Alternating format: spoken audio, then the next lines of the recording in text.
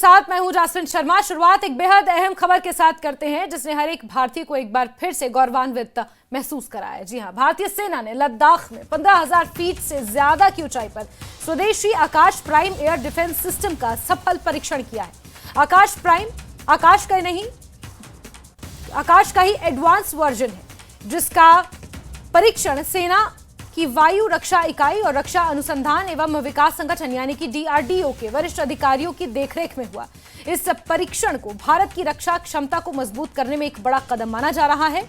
मौजूदा आकाश से बेहतर है आकाश प्राइम। आकाश प्राइम में स्वदेशी एक्टिव रेडियो फ्रीक्वेंसी सीकर से लैस इसे किया गया है जो कि 360 डिग्री की एंगेजमेंट कैपेबिलिटी और सटीकता देता है। इसकी रेंज मौजूदा आकाश से बेहतर है और इसे खास तौर पर ऑल्टीट्यूड और कम तापमान वाले इलाकों के लिए तैयार किया गया है। प्राइम 30 किलोमीटर के दायरे में आने वाले हर एरियल अटैक को आसानी से एंगेज कर सकता है। आकाश प्राइम का पहला ट्रायल 27 सितंबर 2021 को चांदीपुर के इंटीग्रेटेड टेस्ट रेंज पे किया गया था। एक बार ट्रायल सफल होने के बाद यूजर ट्रायल शुरू होते हैं। फिलहाल भारतीय थल सेना आकाश प्राइम के ट्रायल को अंजाम दे रही है। इसी कड़ी में लद्दाख में DRDO, आर्मी और इंडस्ट्री के अधिकारियों के सामने ट्रायल को अंजाम दिया गया। आकाश प्राइम की मिसाइलों ने 2 फास्ट मूविंग एरियल टारगेट को डायरेक्ट हिट किया और आपको याद होगा 22 अप्रैल को पहलगाम आतंकी हमले के बाद जब भारत ने ऑपरेशन सिंदूर को अंजाम दिया और पाकिस्तान ने बौखलाहट में पश्चिमी सीमा पर जिस तरह से हवाई हमले किए उन्हें नाकाम करने में इसका पहला वर्जन आकाश प्राइम से पहला वर्जन जो आकाश एयर डिफेंस सिस्टम था उसने महत्वपूर्ण भूमिका अदा की। और अब आकाश प्राइम जिसकी आज यहां पर टेस्टिंग हो रही है, सभी मानकों पर आकाश प्राइम खरा उतरा है। Surface to air missile defence ये सिस्टम है। 30 किलोमीटर तक लक्ष्य को यह भेद सकता है, यानी कि अगर कोई हवाई हमला होता है तो उसे एंगेज करने में ये बेहद सक्षम है। 15,000 फीट की ऊंचाई पर इसका सफल परीक्षण लद्दाख में किया गया है।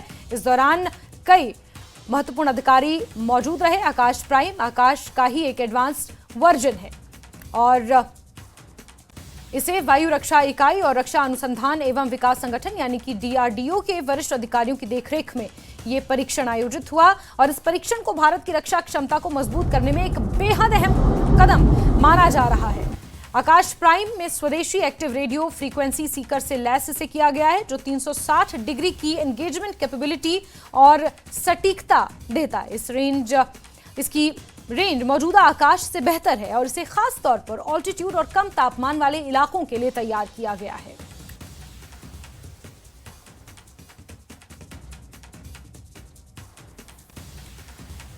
चलिए आगे बढ़ते हैं खबरों में और कल लद्दाख के उपराज्यपाल पद की शपथ ग्रहण करेंगे कविंद्र गुप्ता। कल सुबह 10:30 बजे शपथ ग्रहण समारोह रखा गया है। बीजेपी के कई बड़े नेता इस समारोह में शामिल होंगे। राजभवन में यह शपथ ग्रहण समारोह होना है। जम्मू कश्मीर बीजेपी के कई नेता इस दौरान मौजूद रहेंगे और बीजेपी के एक वरिष्ठ नेता हैं कविंद्र गुप्ता। सक्रिय राजनीति में अभी तक उन्होंने अहम भूमिका अदा की है। विधानसभा अध्यक्ष से लेकर विधायक से लेकर जम्मू कश्मीर के पूर्व उप मुख्यमंत्री के पद को उन्होंने संभाला है और अब एक संवैधानिक पद पर वो जाने वाले हैं। लद्दाख में उपराज्यपाल की कुर्सी पर वो विराजमान होंगे, उन्हें नियुक्त किया गया है। इससे पहले BD मिश्र लद्दाख के उपराज्यपाल थे जिनका इस्तीफा स्वीकार कर लिया गया राष्ट्रपति द्वारा और अब कविंद्र गुप्ता को ये कमान सौंपी गई है। एक महत्वाकांक्षी केंद्र शासित राज्य है लद्दाख, कई महत्वपूर्ण मांगे हैं और एक चुनौती भी कविंद्र गुप्ता के सामने है और कल सुबह 10:30 बजे उनका राजभवन में शपथ ग्रहण समारोह होगा जहां वो पद और गोपनीयता की शपथ ग्रहण करेंगे।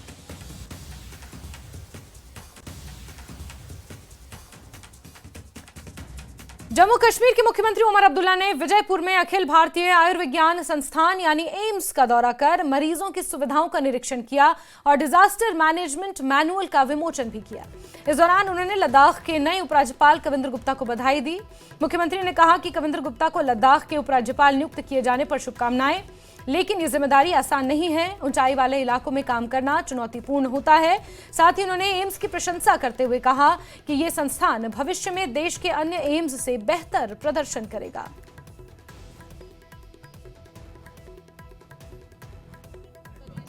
उनको मुबारक है।